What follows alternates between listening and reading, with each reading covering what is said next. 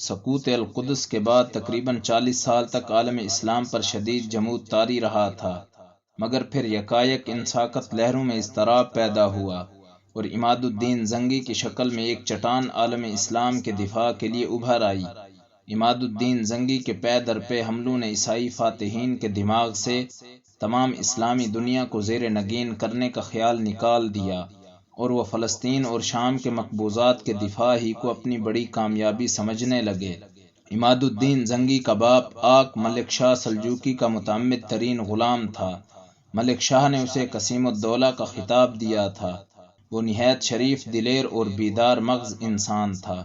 ملک شاہ نے اسے حلب کا حاکم بنایا تو اس کے عدل و انصاف کی ہر طرف تعریف ہوئی۔ اس نے موصل اور دیار بکر کو بھی ملک شاہ کے جانشین سلطان برکیارق کے لیے مسخر کیا۔ اس کے زیر انتظام علاقوں کا امن و امان مثالی تھا۔ قافلوں کے راستے نہایت محفوظ تھے۔ لوگ چین کی زندگی گزار رہے تھے۔ سن 1095 میں آق سلجوقی بادشاہت سے وفاداری کرتے ہوئے قتل ہو گیا۔ اس وقت اس کا بیٹا عماد الدین صرف 10 سال کا تھا۔ آق کے ایک دوست کربوکا نے، جو کہ موصل کا حاکم تھا، اس یتیم بچے کی پرورش کی، یہاں تک کہ یہ بچہ کڑیل جوان بن کر موصل کی فوج میں بہادری کے جوہر دکھانے لگا۔ اس کی غیر معمولی قابلیت مشہور ہوتی چلی گئی۔ کربوکا کے بعد موصل کے جتنے بھی حاکم تبدیل ہوئے، سب نے عماد الدین زنگی کی جرأت اور مارکہ دانی کو سراہا۔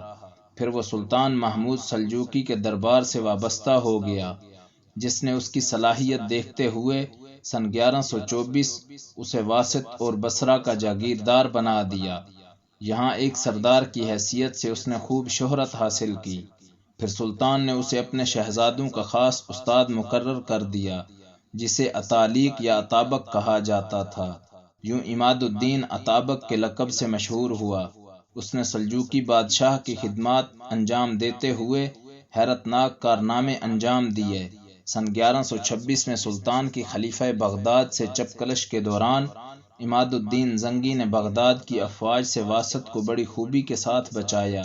یہی نہیں بلکہ اس نے بغداد پر اس زور کا جوابی حملہ بھی کیا کہ خلیفہ مصالحت پر آمادہ ہو گیا۔ اس واقعے نے سلطان کی نظر میں زنگی کا رتبہ بہت بڑھایا۔ اس نے اسے بغداد کا منتظم اعلیٰ بنا دیا۔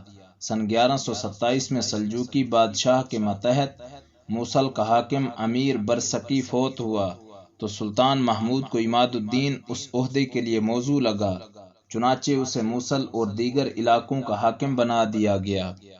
یہ موصل کی دولت اطابقیہ کا آغاز تھا۔ عماد الدین زنگی صلیبیوں کے خطرے کو پوری شدت سے محسوس کر رہا تھا۔ ادھر الجزیرہ، کردستان اور شام کی چھوٹی چھوٹی مسلم ریاستوں کی خانہ جنگیوں کے باعث مسلمانوں کی طاقت منتشر ہو رہی تھی، اور اس طوائف الملوکی کو ختم کیے بغیر صلیبیوں سے بھرپور مقابلہ ممکن نہ تھا۔ چنانچہ زنگی نے موصل کے نظام حکومت کو مضبوط کر کے ان بکھری ہوئی آزاد ریاستوں کی طرف پیش قدمی کی، جن کی طاقت مسلمانوں کو مسلمانوں سے لڑانے میں صرف ہو رہی تھی۔ اس نے نصیبین، سنجار اور خابور جیسے شہروں پر قبضہ کر کے اپنی عملداری شام کی سرحدوں سے ملا دی۔ سن 1129 میں وہ دریائے فرات عبور کر کے عیسائی مقبوضات کی راہ میں حائل مسلم ریاستوں کی طرف بڑھا۔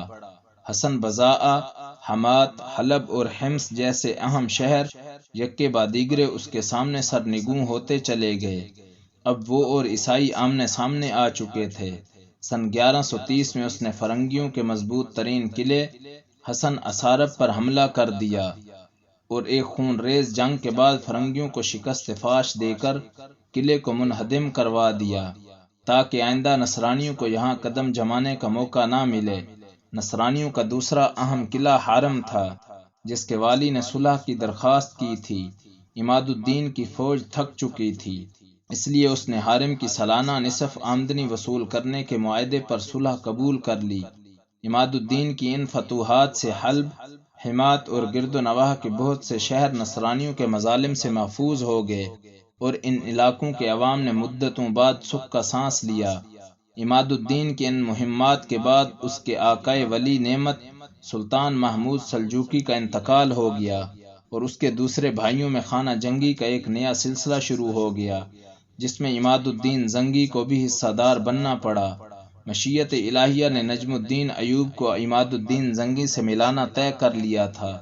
یہ ملاپ اس لیے ضروری تھا کہ اس سے ایک نئی کہانی وجود میں آنے والی تھی۔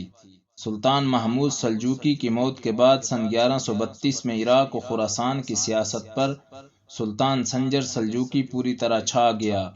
اس نے سلطان مسعود کو شکست دے دی اور بغداد کو تابع رکھنے کے لیے عماد الدین زنگی کو دعوت دی کہ وہ بغداد کے منتظم اعلیٰ کی حیثیت سے وہاں پہنچے۔ چونکہ یہ سب کچھ خلیفہ کی مرضی کے خلاف تھا، اس لیے اس نے عماد الدین زنگی کو روکنے کی تیاری کر لی۔ سن 1132 کو عماد الدین زنگی اور بغدادی افواج میں بڑی خونریز جنگ ہوئی۔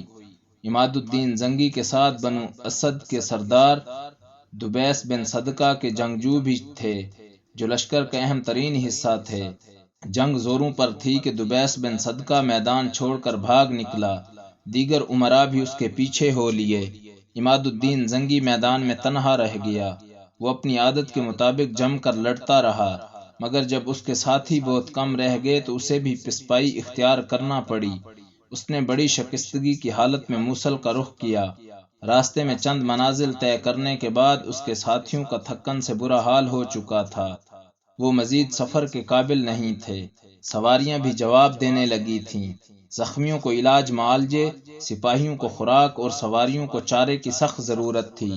ایسے میں ان کی نظر دریائے دجلہ کے پار تکریت کے قلعے پر پڑی۔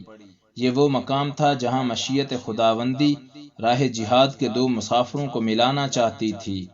قلعہ دار نجم الدین ایوب دریا کے کنارے ٹھہرنے والی اس تباہ حال فوج کی درماندگی اپنی آنکھوں سے دیکھ رہا تھا۔ عام حالات میں شاید وہ اتنی آسانی سے کسی کو پناہ نہ دیتا، مگر جب اسے معلوم ہوا کہ یہ عماد الدین زنگی کا قافلہ ہے تو اس نے قلعے کے دروازے کھول دیے۔ دریائے دجلہ پر کشتیوں کا پل بنا کر اس نے زنگی کے سپاہیوں کو اس طرف اتارا، مسافروں کے لیے خوراک اور سواریوں کے لیے چارے کا فوری بندوبست کیا، زخمیوں کے علاج معالجے کا بہترین انتظام کیا۔ عماد الدین زنگی 15 دن تک وہاں ٹھہرا رہا اور نجم الدین ایوب اس کی خدمت گاری کے لیے مستعد رہا۔ جب اتابک زنگی وہاں سے موصل روانہ ہوا تو اس کے دل میں نجم الدین کے لیے بڑی جگہ بن چکی تھی۔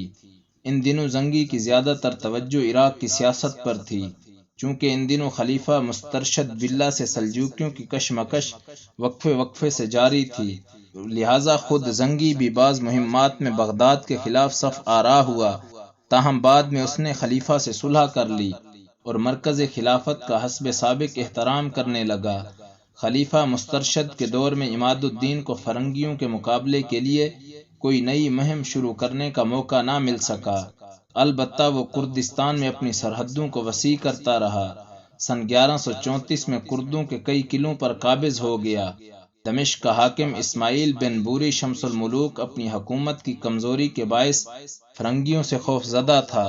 اس نے زنگی کو از خود دمشق پر قبضے کی دعوت دی، چنانچہ زنگی نے دمشق پر بھی حملہ کیا، مگر شمس الملوک کے درباریوں نے دمشق کو زنگی کے حوالے کرنے سے انکار کر دیا۔ یہ اختلاف اتنا بڑھا کہ حاکم دمشق اپنے لوگوں کے ہاتھوں قتل ہو گیا۔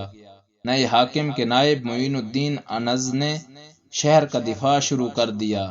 زنگی محاصرہ کیے رہا، مگر پھر خلیفہ مسترشد کی طرف سے صلح کے دباؤ پر اس نے یہ مہم ترک کر دی۔